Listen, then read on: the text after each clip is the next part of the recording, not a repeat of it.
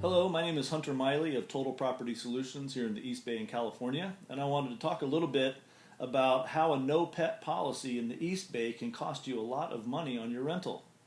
So one of the things that I like to look at is, how many people have pets? Well, about 50% of the people that are out there looking for a rental property actually have a family pet.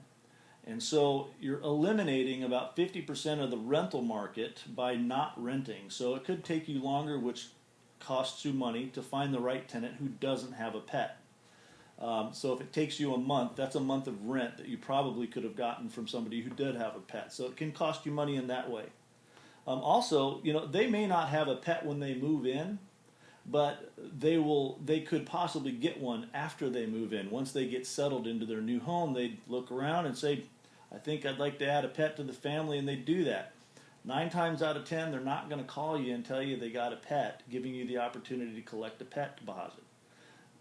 So it could cost you money in that you just don't allow them to do it on the front side because they're going to do it anyway, and then you're going to miss out on that opportunity for the extra deposit. Also, if you miss out on the extra security deposit when they move out, there could be pet damages that you're not able to collect money on because they didn't leave enough of a deposit.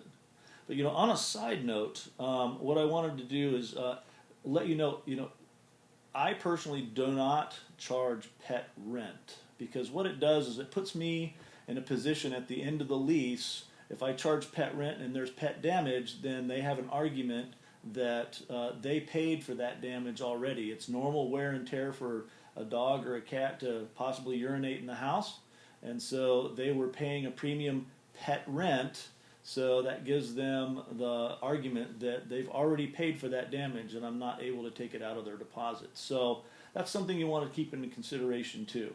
So a lot of things go into that. I think it's a great thing to have a pet. Especially if everybody already knows about it, then you get the extra deposit, which then gives you the opportunity on the backside to make sure that you preserve your asset in the best way possible and stick with landlord-tenant law. Again, my name is Hunter Miley, Total Property Solutions here in the East Bay in California.